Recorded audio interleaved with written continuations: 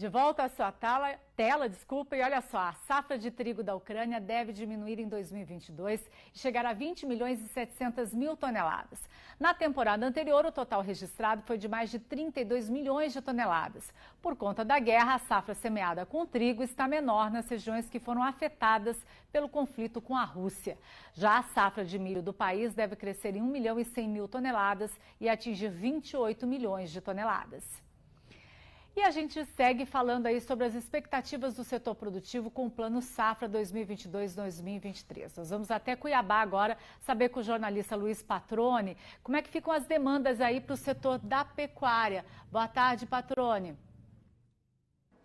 Boa tarde. Olha, no estado que detém o maior rebanho bovino do país, com mais de 32 milhões e 700 mil animais, os recursos do Plano Safra são, claro, também considerados muito importantes. Sobre isso, eu converso com Amado de Oliveira Filho, que é economista, consultor da Acrimate, Associação dos Criadores aqui de Mato Grosso. Amado, a gente tem uma pecuária aqui, 78% dos produtores das propriedades têm abaixo de 1.000 hectares, né? E 58% dos produtores têm aí até 500 cabeças, até 500 animais, o que mostra que é um perfil realmente de pequenos pecuaristas em sua grande maioria. Por que os recursos do Plano Safra são importantes para essa atividade por aqui? Inicialmente, a gente tem que considerar que a pecuária de Mato Grosso ela passa por uma forte transformação, saindo de zero tecnologia e subindo um degrau importante no uso de tecnologias.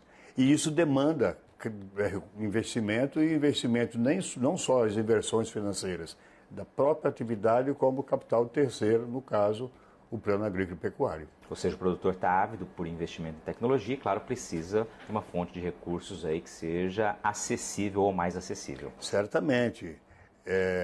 O investimento no setor, em qualquer atividade, é aquilo que faz com que, primeiro, ele ganhe aumento de produtividade, produz um produto melhor em qualquer setor da economia. Na pecuária isso é latente.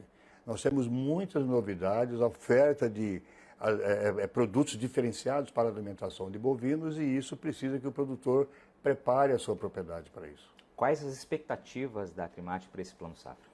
Então, nós tivemos, agora dia 30 encerra o Plano Agrícola 2021-2022, foram aprovados 251 bilhões e 220 milhões para esse plano que está se acabando, e foram contratados 252 bilhões e 400 milhões, ou seja, a nossa afirmativa anterior é tão verdadeira que o governo executou 0,5% além do que estava programado para isso, em função das demandas. E certamente ficaram demandas reprimidas.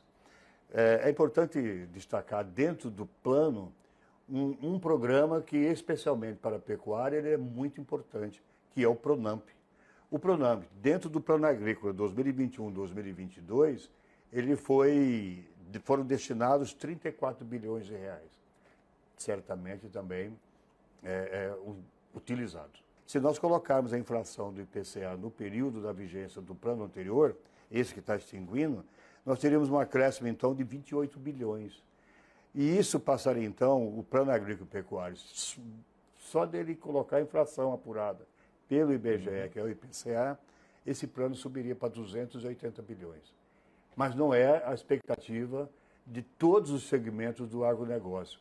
Nós temos, assim, informações e projeções, que a gente buscou saber, sempre busca acompanhar isso, que o plano agrícola ideal, em termos de montante, teria que gerar por volta de 330 bilhões de reais. Quanto ao PRONAMP, que a gente já citou que foram 34 bilhões do plano que está se extinguindo, a gente imagina que, no mínimo, deveria se considerar 2 vezes a inflação apurada, ou seja, 22,28%. Com isso, nós, ao invés dos 34 bilhões do PRONAMP, nós teríamos 41 bilhões para o médio produtor. O PRONAMP é Programa Nacional para o Médio Produtor. E esse PRONAMP atinge a maioria dos produtores que têm demanda por investimento na pecuária. Para a gente encerrar rapidamente, taxa de juros. Então, a taxa de juros é um viés complicado. Nós tivemos o PRONAMP, que é um caso que nos atinge bastante, investimento foi 6,5% ao ano e custeio 5,5%. É claro que esse pequeno e o médio produtor, eles têm muita dificuldade em assumir um ônus financeiro muito elevado. A gente sabe que vai sofrer alteração, não tem como não entender isso, mas a gente espera que não seja muito mais que 1,5 ponto, 2 pontos percentuais para investimento e 1 ponto percentual para custeio, que tem um prazo menor. Perfeito, Amado. Obrigado pela sua participação aqui. Então, as expectativas dos criadores, da Associação dos Criadores de Mato Grosso aqui, com o Plano Safra, que é anunciado nessa quarta-feira, a expectativa. A gente volta contigo em São Paulo.